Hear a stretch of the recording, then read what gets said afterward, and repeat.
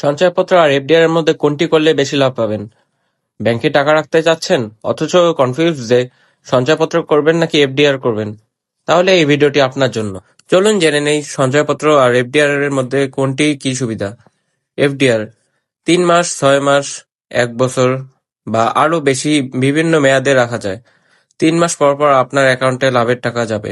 সোনালী ব্যাংকে লাভের হার 8.75%।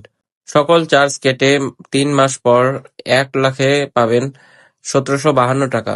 যখন ইচ্ছা ভেঙে ক্যাশ নেওয়া যায়। কোনো জরিমানা দিতে হয় না।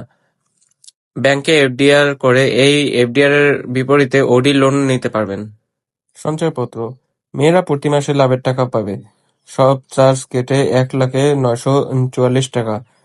ছেলেরা 3 মাস পর পর লাভের টাকা পাবে 935 টাকা হিসাবে 3 মাস পর পাবে 2,860 টাকা। মেয়াদপূর্তির আগে টাকা ক্যাশ করতে অ্যাপ্লিকেশন দিতে হবে।